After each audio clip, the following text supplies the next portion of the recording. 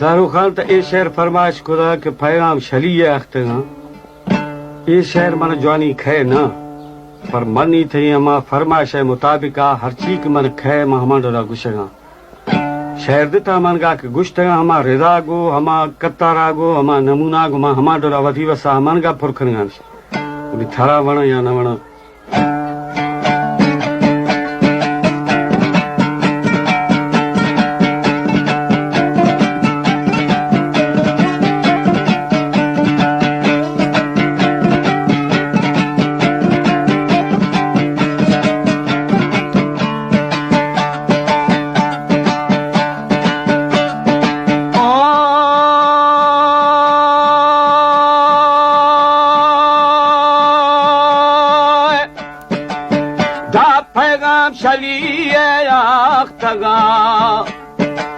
साईं पैगाम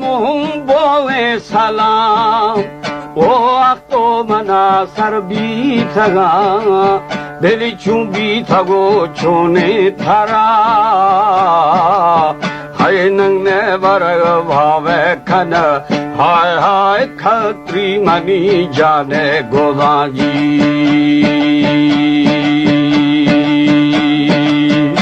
साजी साबुन जनो प्यार बे गही दा पैगाम चलिए मन आख्तगा ओ आख्तो मनाड़े सर भी थगा ओ खाया मखाया ने शली हाय हाय ना दी थगे बेली मनी जी जीवे जिया ब्राथा फमिन्नत दाश्तगा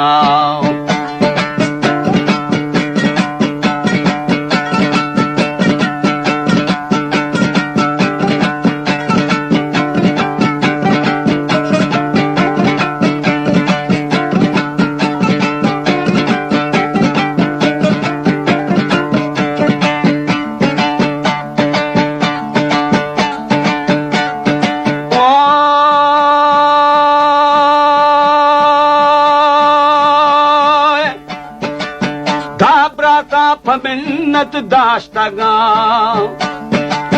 बेली जती जनाप जो दड़ी धारन दे जनाप मेरावा यार बिल्लो हसन रन छो मखा ओ इखर जने देना मजीर हाय हाय इखर खशी खौली मबरजी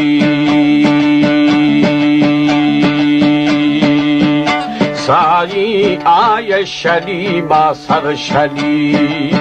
ओ ऐमा शलीड़े चियागी ओ जाने झरोटे गेश्तरे यार माथे जनो डाची खनू हाय हाय बगे फतीना मा खनूंगी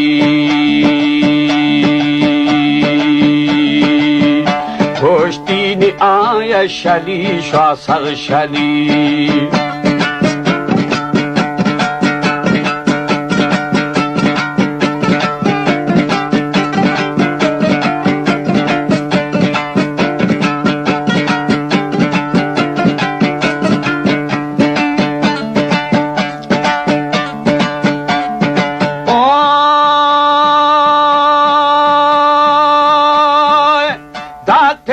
शलीए मोल दे बेली मुर्दान गे मठा नबे ओ खाया मखाया ने शली एरा ब्राथा मजीरा मोहम्मदा ओए मोहम्मद लानी धीरवे हाय हाय बोरा मजीरा मेलवाजी सारी मेलव शफानी सोहवी दा पाई अवार मा थिरागा ओ मेलव चरियाया चोर दो ओ मारा रके फाने नदा हाय हाय मौला नगे खुश है हवर जी साजी निदा तो गिदारियां मनाओ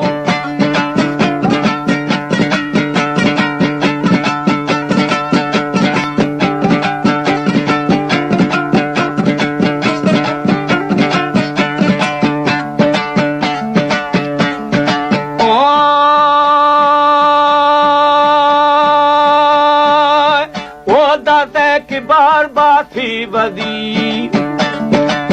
दा 50 गाठे या खुदू ओ दपा रबू के मिलाबा दादा पाकिस्तान मोहम्मदा ओ 50 सन मौलानगा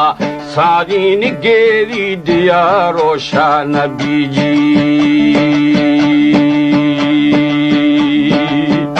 जीवे जी दा बदा जहां बस्तानी ओ नूना मनीषा द्रोसा बारे बेली माहे शलिया सर खाने ओ ज़ाला के बीते रौनगे हाय हाय बस्ते शलिया जा बहे मी जीवे जी दा मुर्दा नगे मठो जले ओ सुरज मवे फशके बिदोश के मौला नगे सीगा शमूशू